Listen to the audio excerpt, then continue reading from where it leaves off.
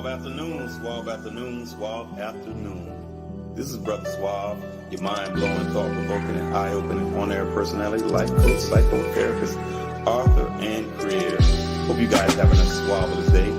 Yeah, and with that, let's commence the pay. Okay, I'm so suavelous, you so suavelous. Together we can fix the trauma that's befallen us. Divine social interactions remains marvelous. Mind-blowing, suavelicious talk, higher consciousness. But think, let not your heart speed trouble, Dr. Brother Suave. Divine light give you double.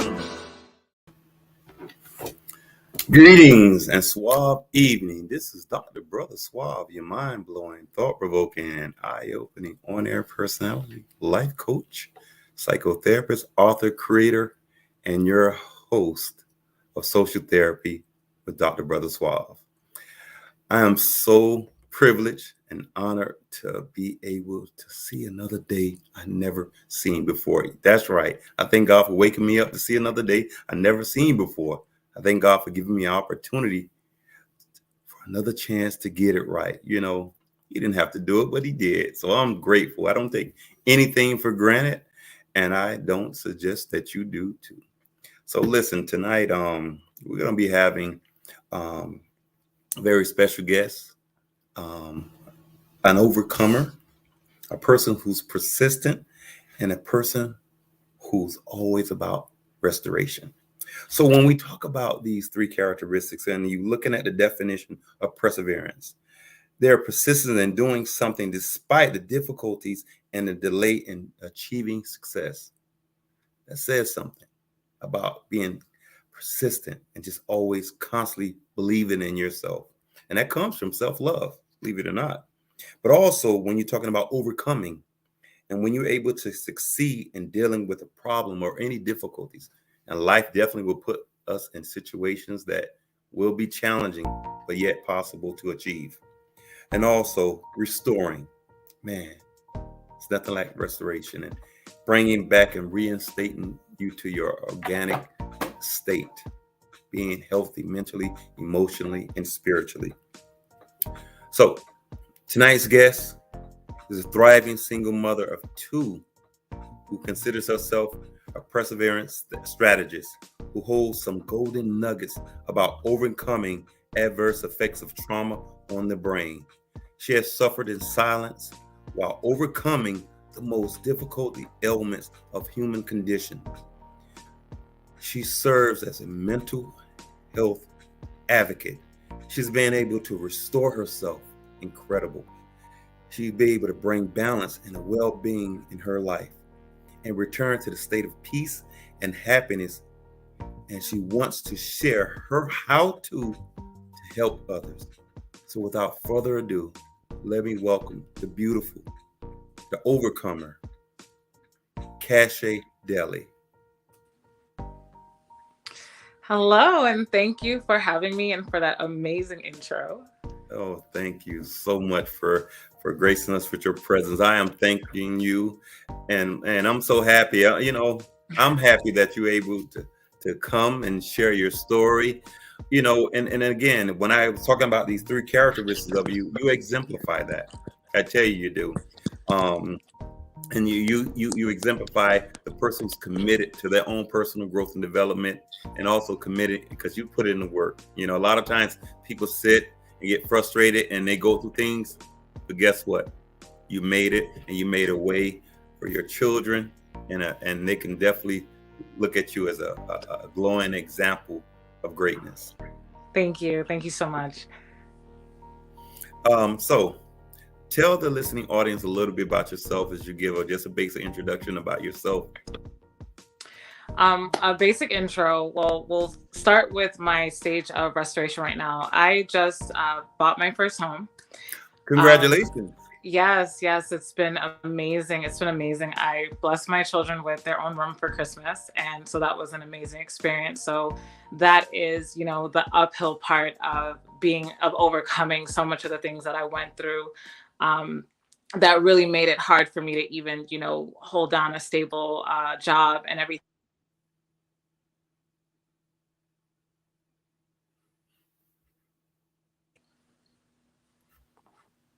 Can you hear me?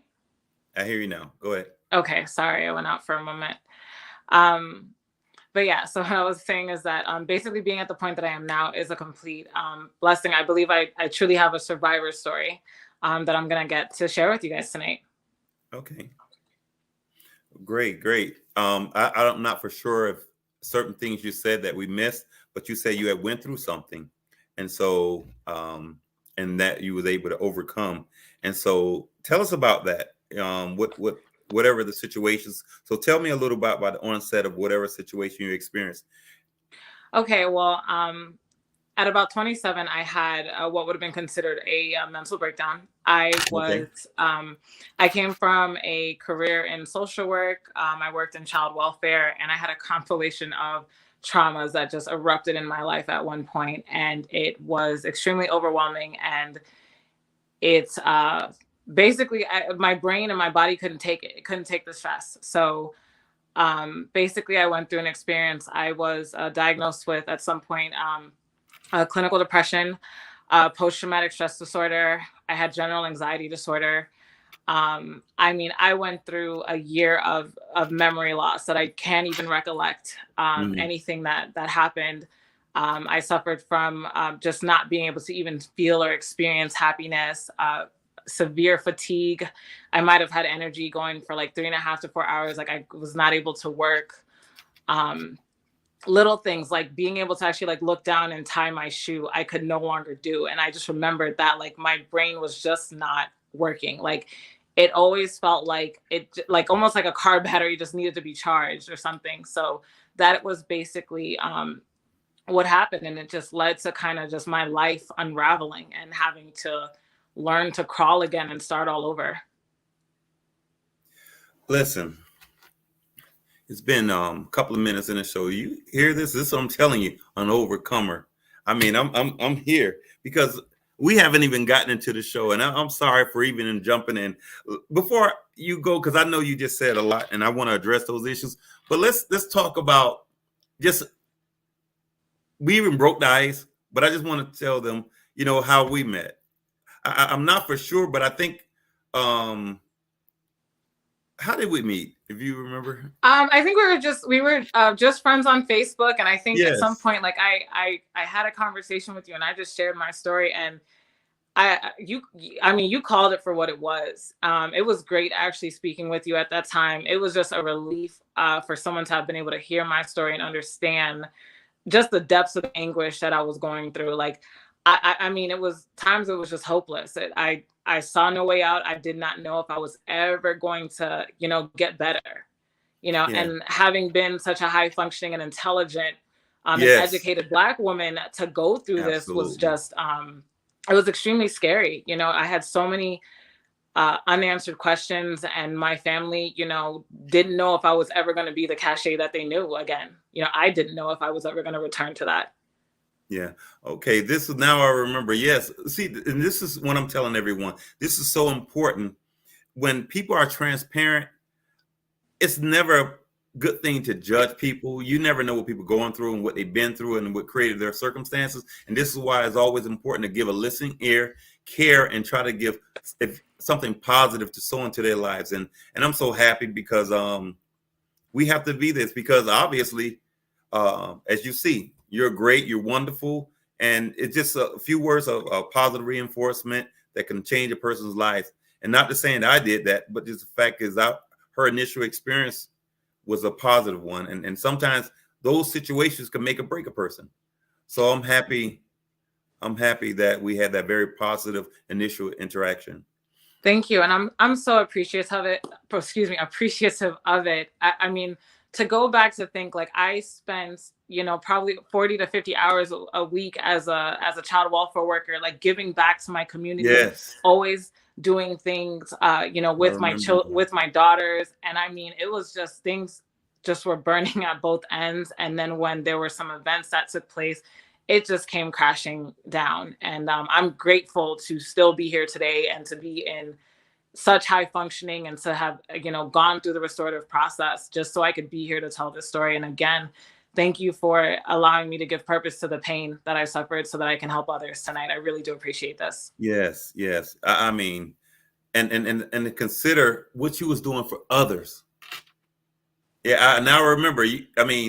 Now I remember all the great things you was doing for the community, the foundations. I believe it was something with your father. Then I remember you always was actively involved with those two beautiful queens, and I Thank remember that. you. Yes, Thank you. yes, Yeah. And I think it was in either 2017 or 2018. It was 2018 that I finished it. I created the first scholarship in Florida for children of incarcerated yes, parents. And I put it in me and my father's name. So it was the Robert and Cachet Daley Scholarship Fund. yes. I So remember. yeah, and it was an amazing story because I was like, I'm first in my immediate family to graduate from college, between my mother and my father. I was able to graduate debt free with Yes, I my remember undergraduate that. degree, and so just for me, it was like there were so many bad statistics and trajectories of children of incarcerated parents because my father wasn't in and out of incarceration. That I just really like beat the statistics. Like I was always, honor roll and everything like that. Like I was raised, by a single mother. She's watching now. Hi, mom. And so just being able to succeed in school and so that she wouldn't have that burden was also a blessing. So I just wanted to make sure that I was able to bridge the gap for other children of incarcerated parents so that they never felt subjected to, or had to succumb to their fear of basically having to drop out of college because they didn't have enough money. So I think the scholarship served about 5 students, and it was given at Broward College. So I actually did my Yes, associate's degree there. So that's why I worked with them in particular to create it at that school. kind of cool. Yes, and this is what I'm talking about. How you exemplify these words. And Oh man. the crazy part is that I was doing this while I was going through all these symptoms. So the depression, not being able to feel happiness, the fatigue, the memory loss, like it just every Friday, like clockwork, I would at least put out a post on Facebook to say like, please donate. Like my bank account was empty and in the negative, and I was still, raising Yes, money to make this happen. because you have a purpose, you know, and the thing is, you regardless of what you've been through, those daughters of yours see royalty, they see greatness, and they have a great role model, and I appreciate everything about you, especially when you're dealing with the clinical depression, the PTSD, all this anxiety, and the loss, and there's just so many things, just the fatigue, just going to Yeah. school, being a parent, all that stuff can be very, very taxing on the body and the mind. So Right. And one of the things I want people to know is that, like, when you're suffering from this, it's not a thought thing. It's not just, hey, think positively. Like, your whole system and brain is affected. Um, I felt physical pain constantly. I was tired. I even had light sensitivity. I could not go out during the day. Um, I couldn't stand sunlight. Like I would close the shutters on my condo and just have to lay there on the floor just because I was so sensitive to light and sound. And these are one of the symptoms of these things that people don't talk about. So it was kind of like just literally suffering in silence and isolation. Because for one, it was difficult to even identify what I was going through. And then, finding or knowing how to say what was happening to get the help that was needed, like it was just a very empty, lonely, and scary place to be. yes, yes, that's takes a lot of courage. And Nancy, she was saying that's also strength. And she is 100% right. It took a lot of strength, eternal strength, spiritual strength, and mental strength. Regardless of what you was going through, it took a lot of mental strength to get through what you went through. So in that saying, because you were saying didn't know exactly what you was going through, you just knew that you were just having a lot of issues. So saying that, how did you recover? And how long did it take? Did you seek any treatment or anything to gain some insight, or what? Well, there were a few instances that I did make attempts, and thankfully I have some friends who are amazing therapists in the community at Yes. this time who helped me. Like at some point, because I wasn't working, like I didn't have money I didn't Yeah. have insurance. I didn't have money to spend $200 or $300 on a therapist. I actually ended up going through. Well, first I'll tell you this. So I actually basically volunteered my body for medical or prescriptive drug testing because I didn't have insurance, and they were going to pay me like $50 or $75 a week. And I needed that in order to put gas in my car. So I basically like traded that off to try to get some form of medication to help to like regulate my brain. I had terrible symptoms with that. And I had tried I had gone to one psychiatrist, and like I walked in there and the dude was like, "You don't look depressed." And I was like, "Yeah, I'm probably having a good day today. You should have seen me like yesterday, in extreme fatigue, but it was just like so disheartening. Again, just being as articulate as I am, because I could explain or articulate the symptoms I was going through, it discredited me in a way. Like, it was like, you don't need help, it was like I wasn't believable because I could explain what I was experiencing, which just led to, it made it more depressing. That was traumatic in itself. But I tried that. I went to a little like therapy I went through vocational rehab, which I highly recommend because they will provide you or pay for like some sessions. And also like try to like, they did like a career analysis for me to try to find out, where I would fit in for a career, to try to help with like resume writing. Like, remember, I lost my memory. I did not remember myself. Like, everything was a blank. Even if I tried to like generate a thought, it was just like my brain, it wasn't coming to me. Again, very horrible, scary experience to go through. And then with that, so they helped me with the therapy session. But even with that, like, the therapist did not seem to understand. Like, there were times that I don't know if I might not have had my car, because in this process I couldn't work and my car got repossessed. So I had a therapist that was like meeting me or agreed to meet with me at like Broward College Library. But sometimes like the depression had me or whatever the symptoms I was going through had me so fatigued. Like, I would even set an alarm and I just wouldn't hear it.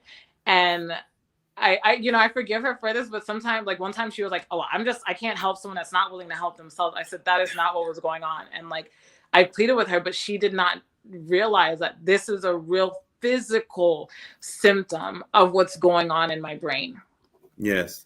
And all of this happened because of stress. Like, so I tried those methods, but like, thank God I was able to do some research in the process, or just books found me that gave me some of the answers to what I was experiencing. Like, I did research on adrenal fatigue, which a lot of single mothers end up going through because we're in such a state of like chronic stress. Like, yes, my whole nervous system was just like aloof because it was overstimulated by stress. It was overwhelmed. And this is why I believe a lot of these symptoms start up. Look, I'm not a doctor yet. I'm not a therapist yet, but this is just me speaking on my experience of what I learned. I learned that, with depression, it's you don't have enough serotonin, basically, or you've depleted your serotonin, right? So I then learned about the enteric nervous system in our gut, and that the brain only produces about 10% of your serotonin, but the gut produces 90%. So I really went to my diet. I started to take on more probiotics, kombucha. I stopped eating breads. I got rid of gluten out of my diet. I got on like the keto diet, healthy fats, avocados. That helped substantially. That I really saw the difference with that when I changed my diet. Yes. I took out like high fructose corn syrup, anything that would have caused inflammation in my body, because whether it was inflammation from the food or inflammation from the stress, my body was reacting the same way. So corn was out the diet, GMOs were out the diet, like all of that. So that helped a lot. And then I also did research with like what parts of the brain get affected by depression. So I believe it's like the hippocampus shrinks in people who are suffering with depression. So I looked up ways to stimulate it. I even like certain activities, like one time when I was in vocational rehab, they had me doing this like math activity, or this other one where I was like putting together, they would show me an image and gave me the shapes and I had to put it together. Okay. And when I did that, I felt like my brain was stimulated. I was like, oh, like I literally felt something spark. And I remember talking to a psychiatrist. He's like, that is amazing that you had that much like mindfulness to really feel that in your brain. And he explained it. He was like, yeah, something was crossing over some barrier. I was like, oh my God, it was legit. Great. Yes. But I started to do activities like that would help stimulate my brain. Even having a like positive reinforcement. So I would spend some time with horses at the park or like animals. I would even try to do go places where I could meet people just a little bit, and just to kind of get myself back acclimated, because Yes. remember, for a year of going through this, like I didn't remember myself. I had to pretend to be me. Masking. Like I couldn't remember. Masking. I had to call people and say, like, I know this is gonna sound crazy, but can you please tell me who I am? Like, tell me about myself. I really don't remember. And people were looking at me like I was like boohoo crazy, but I was serious. I Yes. really didn't. And one of the You things know? I want to ask you, because you see, this is the people who are not professionals, who lack empathy, and so they create a judgment. So I wanted to ask you about, how frustrating it was to be experiencing these things and then go to a professional who's lacking empathy and saying these things that I thought was horrible to you, and they call themselves therapists, saying they can't help it. Now, I definitely understand about accountability because I have held my clients accountable. What the fact is, they having no clue about why you're behaving. They use any tools or anything, or they just was just a young, inexperienced therapist, or they just was an unprofessional and unethical one. I think that some people just don't know. They have good intentions, but they just don't have the firsthand experience. Like they may not have gone through this. They might have had a family member that went through it and they wanted to help. So that's why I give all kudos to therapists who overcame their own struggles and are therapists. But in the world, like you can't even say it. Like a therapist, it's harder for a therapist to say like, oh yeah, I suffered from depression or I had Yes. PTSD before. I think it was just a level of ignorance. Yeah, but Um, see, that's the thing. When you say, I can give them a pass when you say the common folks didn't do it, or friends or associates, but you went to a professional who was a therapist for help, and they just lacked the empathy. So that's why I was saying, when you say they didn't know, see, that's the thing. Some of the basic things you was experiencing, they should have, even if they was unfamiliar with certain things. That's why I was saying inexperienced, but they still could have provided a lot more empathy and compassion towards you, and so that's why I thought that was an issue for me. I you know agree. I agree. Empathy and emotional intelligence is vital. Is yes. vital. Working in that field. If it was just out of unexperience, but that one particular therapist, like I did go back to her and I explained to her, like, this is a symptom of it. Like, I'm not trying to not be accountable. Like I basically begged her to continue therapy with her because I had already done some sessions. And I also wanted to help her because I knew that if I could put myself in front of somebody that was in the field, I could be a great reference point for the other clients that they had. So I was, even going through this, I was still You're trying still to trying to help, and that's the help. thing. You shouldn't have been putting so much work. You should have been empowered through them. And I wanted to tell you, ladies and gentlemen who listen to tonight's broadcast, do understand she did something incredible. Do what you have to do, because she said some things about the sacrifices of doing some things to get money to pay for gas and to pay for treatment and to pay for any medications. This is important. This is an example, because I definitely recall going through some things myself. And again, I remember selling furniture. I remember selling pictures. I remember selling guns, my ponding, whatever I had to do whatever I had to do for my family. And sometimes we have to understand that level of commitment. And this is what I'm talking about. This is why I can really praise this young lady for being here. And this is why we try to bring very positive testimonies and stories on Social Therapy with Dr. Brother Suave. And so right now, actually, we're going to go into station identification, and we'll be right back. Okay.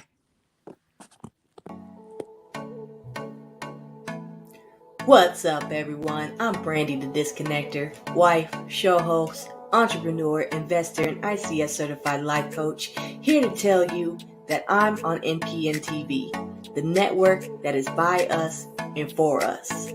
Lock in and let's get it.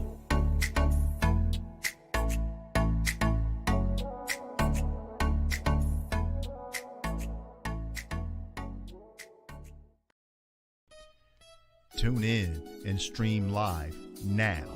Social Therapy with Dr. Brother Suave, the podcast, is now being broadcast on NPN Voice. NPN Voice can be found on Apple Podcast, Google Podcast, Spotify, SoundCloud, and now on Audible and Amazon Music, and anywhere you listen to your favorite podcast. Social Therapy with Dr. Brother Suave, the podcast, now on NPN Voice. NPN Voice. Got voice. You heard?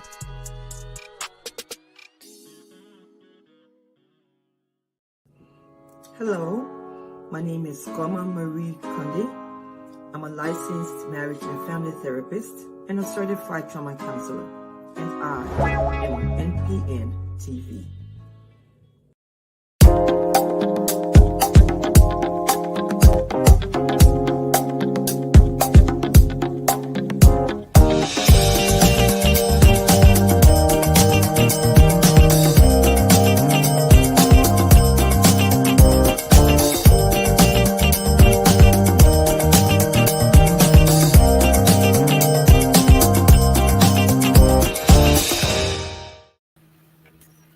And we're back with Social Therapy with Dr. Brother Suave, with our very special guest, Miss Cachet Daley. While we was on the break, I was just thinking about what we was just discussing prior to, and it took me back to a place when things in my life were going good or great, and then I had a lot of the economy crashed, and I remember being a single parent and going through everything, making so much money, and then losing everything. And I thought about selling things, selling furniture, selling pictures, pawning things, and I know for me because it wouldn't be a difference in the father and the mother and the things that you go through when you have children, especially those in your household, and how you try to keep yourself motivated for the purpose of protecting them, because you have to do it. And all the mental anguish that I went through, all the depression and anxiety, and I just think about I had to do what I had to do. And so as a father, I felt very frustrated. I was feeling like I was failing them, but I had nothing to do with the economics and the situations. It was what it was. And so I wanted to ask you, so what was it like as a mother going through all this? Heartbreaking. Yes. For one, because I worked in the system and I saw the disservice that was often done to mothers, and how their mental health was mishandled and misunderstood. I was petrified to ask for the help that I needed. I was petrified to turn to the very system that I had worked in, because I knew that there were fewer of me like me to have even had the empathy or understanding. My maternal instinct, thankfully, was one thing that did not get shut off in the process of this breakdown. I could not feel happiness. So one of the hardest things was, I remember my daughter was probably like 7 years old, and she was like, "Mommy, like, are you happy?" And how do you explain to a 7-year-old, like, I can't feel happiness? Like, I tried everything. Like, I was like, let me have some chocolate. Let me try some ice cream. Like, the things that would usually like be like positive stimuli to the brain. And I'm just like, nothing is happening. I'm not feeling what I usually feel. And even like when my daughter would, need reinforcement or do something positive, though my brain felt like it was like shut down, there was just a small part of me that would be like, Cachet, clap. I would have to literally direct myself on what to do, because it just, and I know that sounds kind of weird, but I did it, and I did it to also, I did those things to protect my children, but also it was hard because they like lost their mom. There was a year that I lost my memory. I don't remember anything. Like, I lost a year with my children going through this. Like, I was functioning as a completely empty shell of myself. So it's this hard wedge of like, I've got to get myself better. I've got to protect my kids.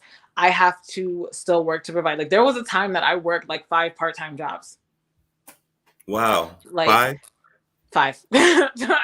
Like how I, I did it at that point. Obviously that was at a point I was functioning a little bit better, but I mean, wherever I could get something to, make it happen, I was just trying to keep things from just like falling apart completely.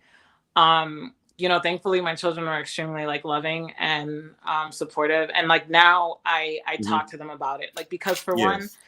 understand that even going through depression and anxiety or so forth, like, it's also genetic. Like, my father went through it Uh-huh. um at around the same age, and I didn't find out till like later on or connect the dots on it. So like, if my father would have said, hey, at this time I went through this, I would have known that I as a person is likely to be vulnerable myself at this stage in my life. It's um predisposition to this stuff. there's a book that I love that's called like It Didn't Start With You, and it just discusses, I think, like epigenetics and just like how a family member could have gone through a traumatic experience, and that you at that point in your life may feel those symptoms or may be susceptible for the effects of that experience on your, on your body. And like, and I connected the dots with that. So it was not easy. Like, I really had Yeah. to try to maneuver to try to get help, but also protect my children. Like, it was such a tight space, Yes. and it was more so about, play this off as best as you can, because you've got to hold your household together. Yes.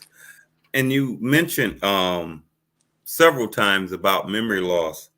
Can you discuss in detail about the memory loss and how did it affect you and your kids, your family, and your everyday functioning?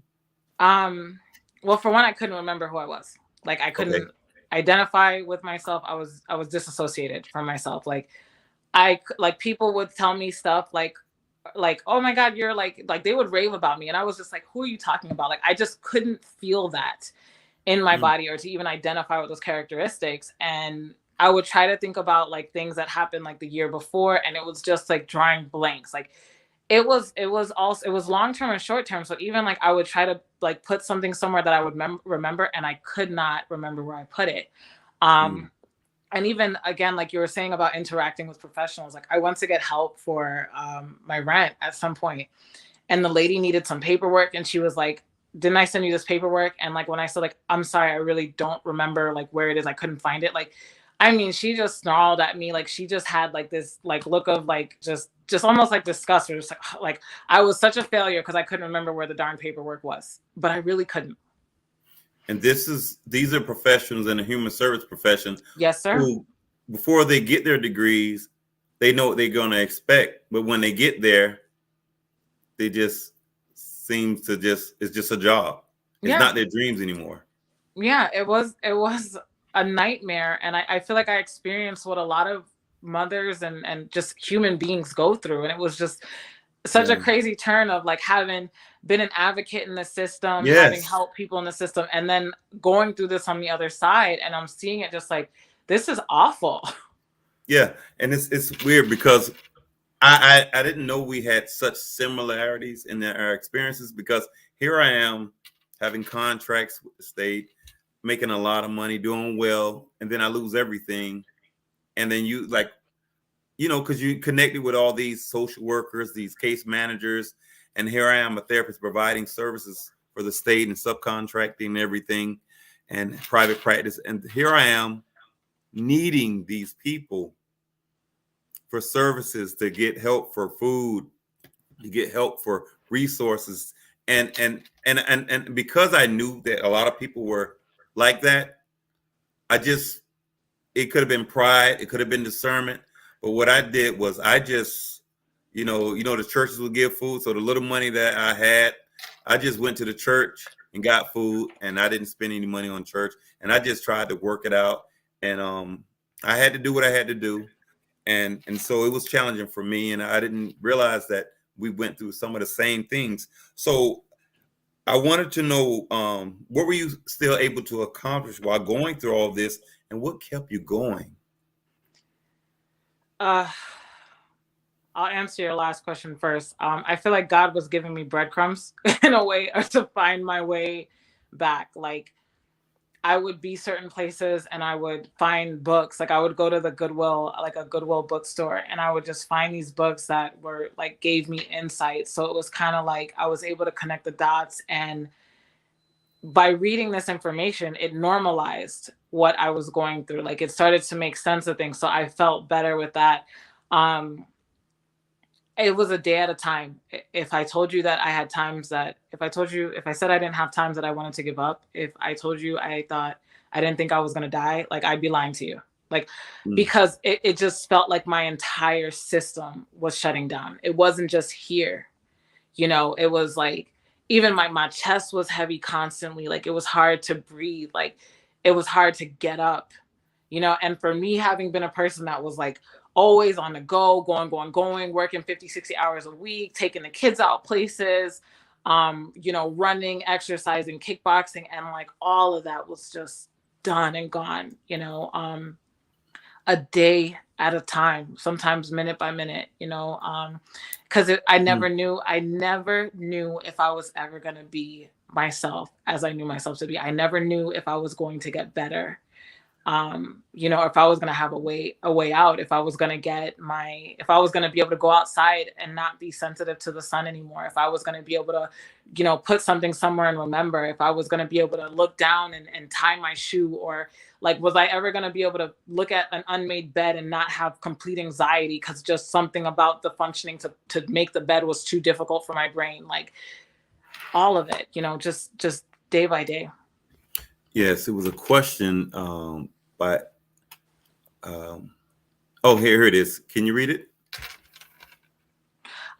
Does she think that any racial bias was part of some of the practitioners seem to not really believe her when she tried to get help? Most of the people I dealt with were African American. Oh, wow. The one psychiatrist was I don't know if he was Caucasian or something. That's the one who was like, you don't look depressed, but we put on our magic every day anyway, so I get it. But a lot of it was a lot of the trauma that I experienced, going through the trauma that I was experiencing, came from working with individuals that were also African American or of Caribbean descent. Yes, and so those are the things. And again, as a professional, they need to be professional. Like when someone say you don't look depressed, it's almost like, let's say you're seeking disability and you're having mental health issues that's hindering you as a professional in your everyday functioning. They think you're supposed to go in there looking all torn clothes and no shoes on, like you wasn't raised right or know how to be clean and decent, because they said you look. And that's so ignorant, not from a social worker or a case manager or a therapist, but a psychiatrist, a medical doctor who has the highest level of education. And for them to say something that ignorant to you, I mean, I didn't think certain mental health issues you can't see. It's internal. And then I have a second experience, but this one was I'll say I don't know to say if they're a Caucasian, whatever they're like, but I'll say it was a nurse case manager. I was trying to get short-term disability, and I told him like I was, experiencing some like memory loss and so forth. And as I started to talk, remember I told you, because I can articulate what I'm going through. Exactly. He was like, well, you don't sound like you're suffering from this, and denied my case. He's like, you don't sound like you have memory loss. And let me tell you something. A person who can articulate themselves is a therapist's best friend, because what happens is it helps you make a more accurate assessment and diagnosis. Because remember, we don't know what's going on. So it's very helpful for the patient to tell us everything they're going through, and it helps you with the diagnosis because they're very thorough in their description of what they're experiencing. And for these people to say you don't look like it, you don't act like it, they do understand it's periods, there's levels of depression, levels of anxiety. There are episodes, but again, I don't know. This is what I'm saying. I think a lot of people are trained, but I think once they get their training, they get the job, they're just comfortable and lack a lot of ethics and professionalism. And so it had to be very challenging and very frustrating for you. But I'm so happy that you was able to continue to believe in yourself, love yourself, some you, and you did the best thing that was for you, and then ultimately your children benefited from it. So now, when you were saying you didn't have money to pay for this and you was doing certain things, how did this affect you financially when it comes to all the things you was experiencing? because it definitely Well, had to have effect. When again, what I always told people, when your financer is not right, it affects you emotionally and mentally, especially when you have children. It's not like you there by yourself, and you know you right. have to survive. So I had very little financial help. You said Um, 5 jobs, man. like at some point. But Yes. when I wasn't able to work, that was when I started to kind of get some strength back to work. But when I wasn't able to work and I had very little financial support, like it was just me and my kids in our house. So like I went through my savings. My car got repossessed a week and a half before Christmas. I was gonna take my daughters to school, and my youngest one went outside, and she goes, "Mommy, our car is gone." I called my mom and I was like, "Can you please come get them?" And she was like, "Do you want to come?" I was like, "No." I was like, "I can't." And I cried and bawled because listen, I made every payment on that car. I love that car. That car is my baby. But and it was crazy because I probably had a year and a half left to pay on it. But I lost the car. But I will tell you this is that I went 2 years without a car. Me and my kids had to take buses or like community buses. I walked to where I needed to go. If I had to do like a couple of errands, I would run them on the weekend. But in 2 years, I actually saved up when I was able again to work after going through all of this. Like I saved up about $20,000, and that's how I just bought my first property.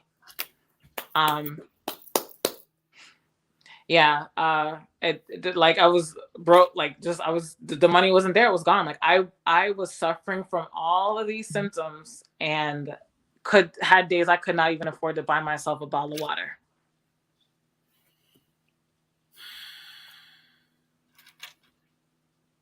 I'm not going to. I'm going to compose myself.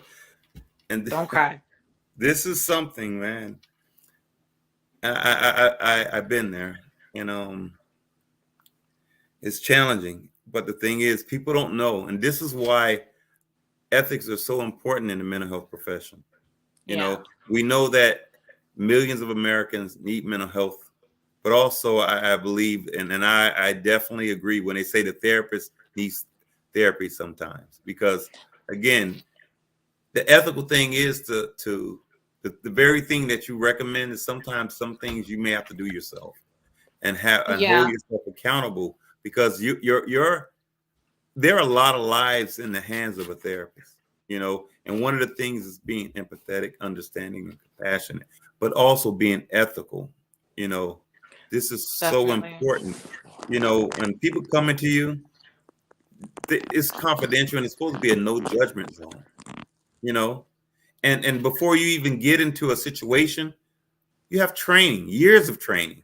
You know, being a therapist, you're not just going there just getting a bachelor's degree.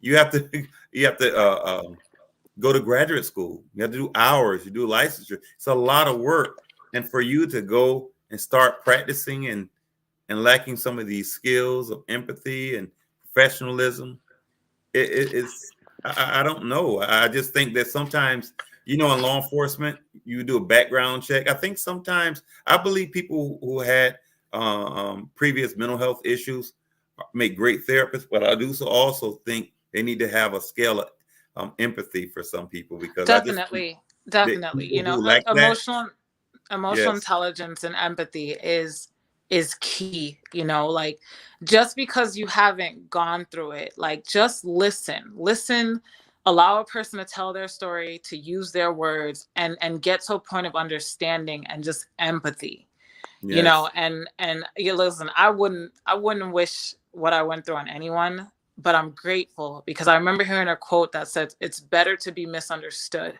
so you can misunderstand. I'm sorry, it's better to be misunderstood so that you can understand others. well, this is the definition of empathy, understanding.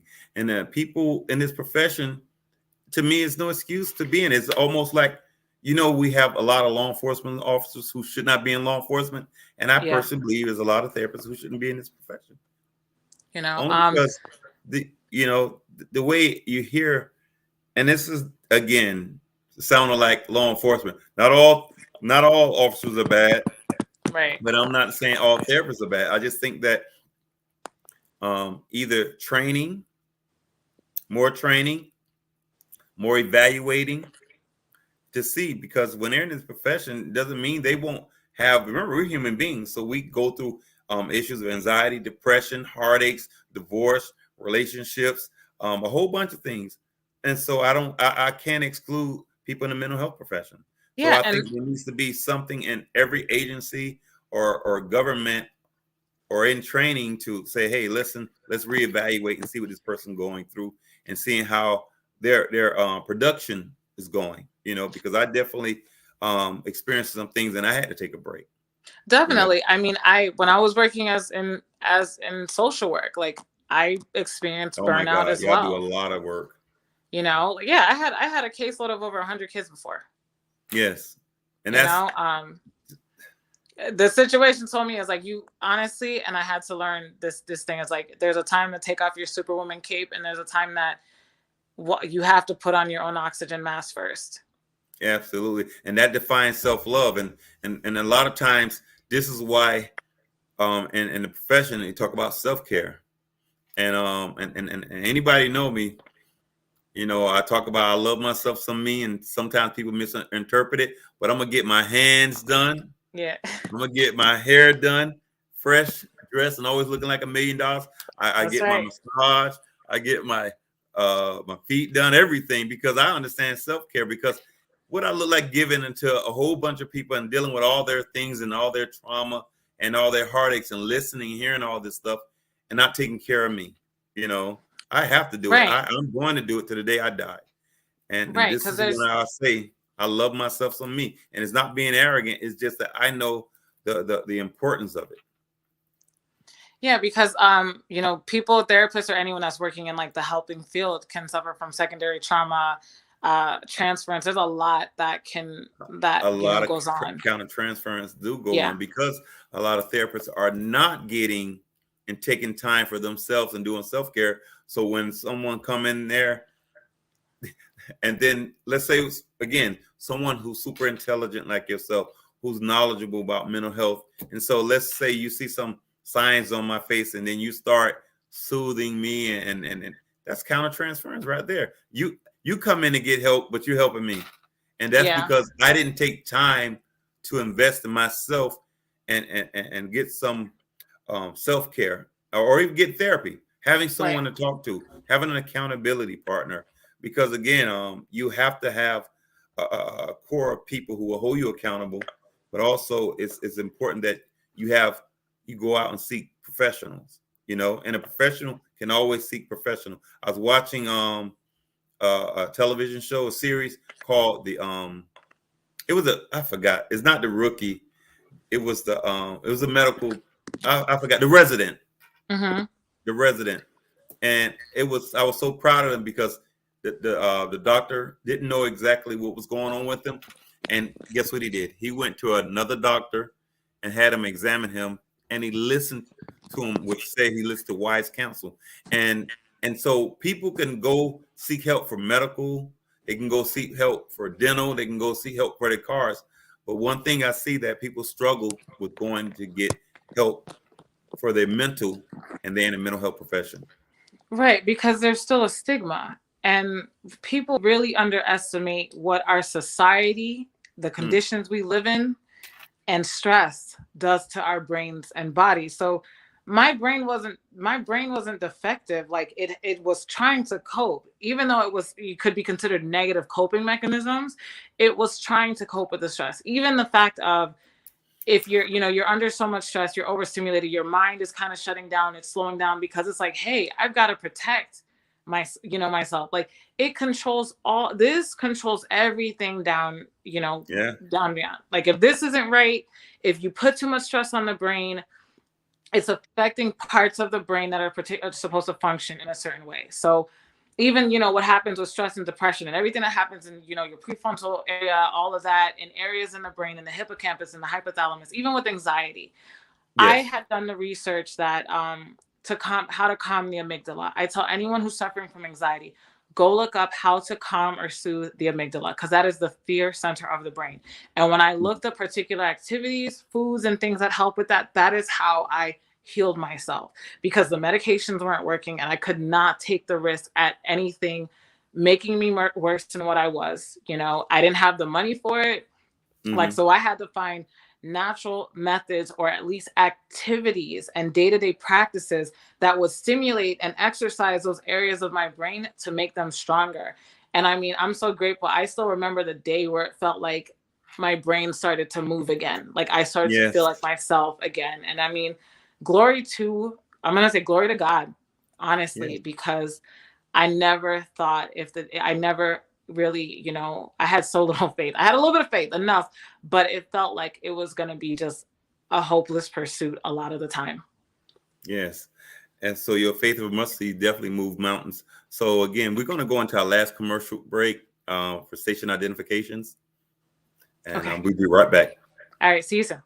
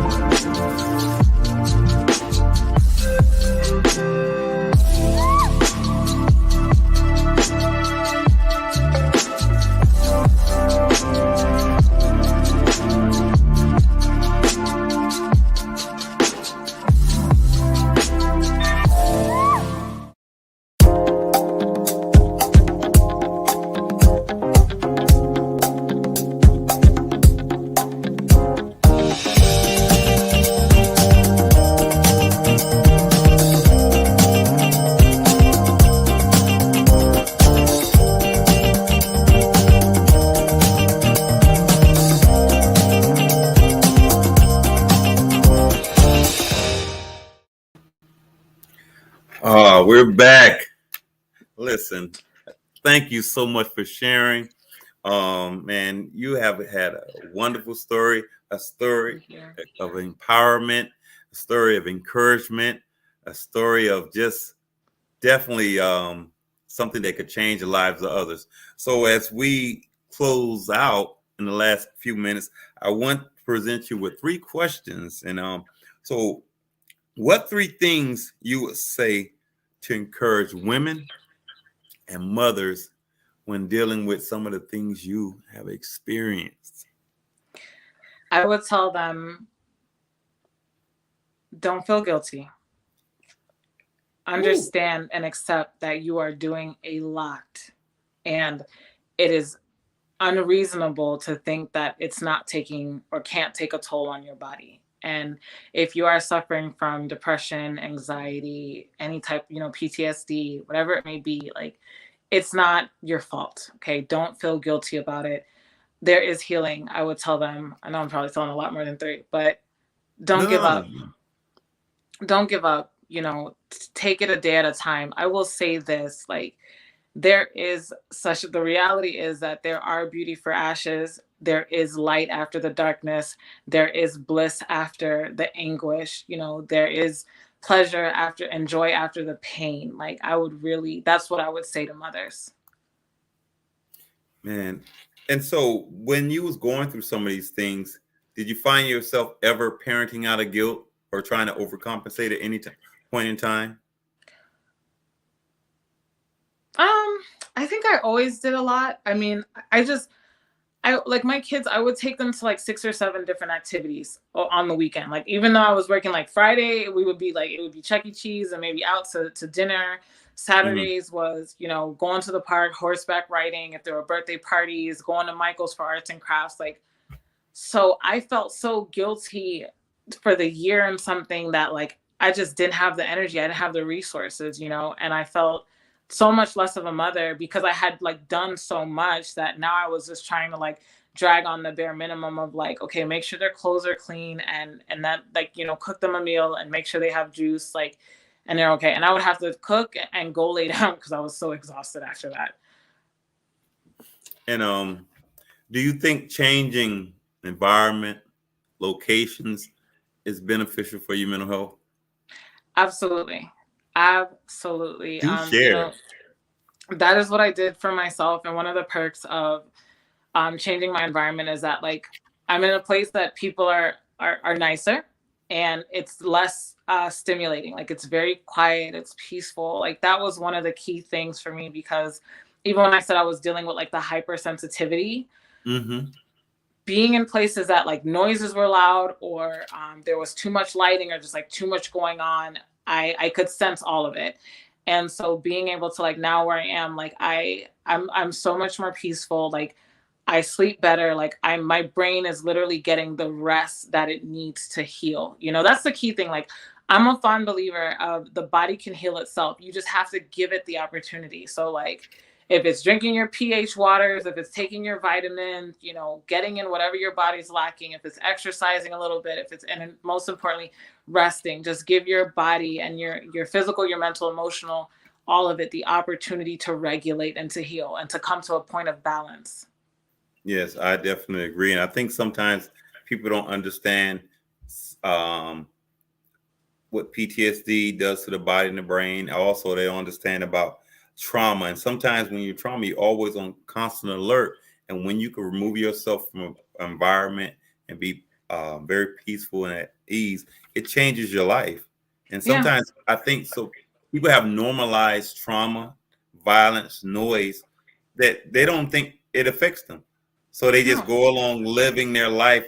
And then the people who actually remove themselves from that environment can actually reflect back and say, "Man, I normalized this, and it wasn't good for me. It wasn't good for my." Right. And then people will force other people to be like, you're supposed to be able to take this, take this. Yes, Know what is good for you. If it's not good for you, you got to get up and go. If you got to change environments, if you got to change jobs, you got to change friends, if you got to disconnect for a little while from family that doesn't understand you, do what you have to do, because you have to, you literally, you know, you're saving yourself. And it's yes, okay to do that. Like you don't have to continue to try to prove yourself to people no, who you do are not. who don't understand you, or who are not at the level of consciousness and awareness that you are.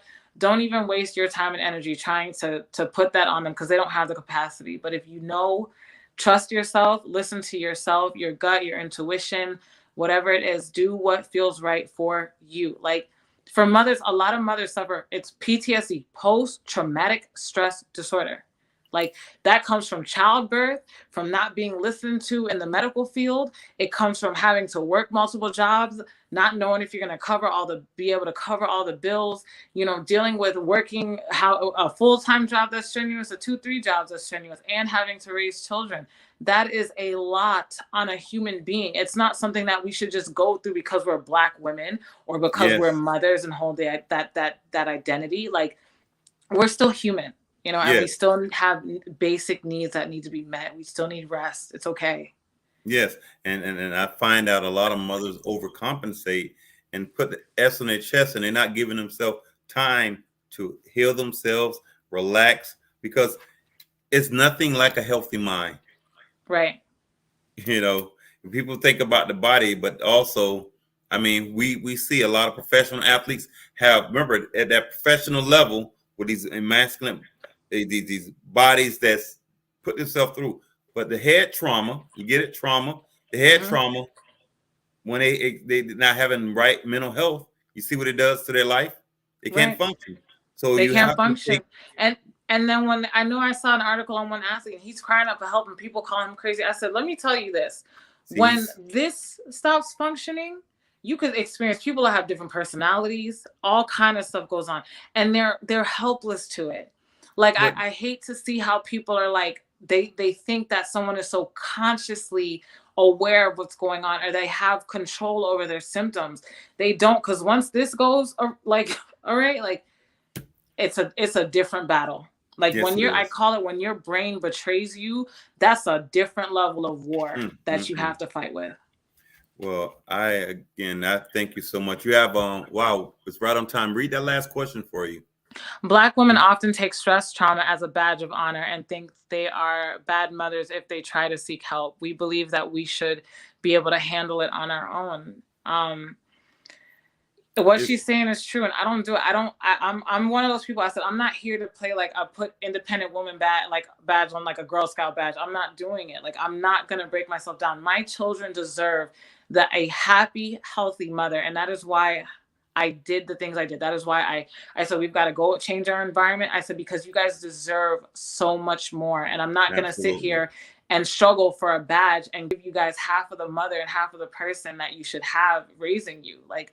I need you to see the best of me, and I deserve the best of me as well. Yes, you do. And thank you.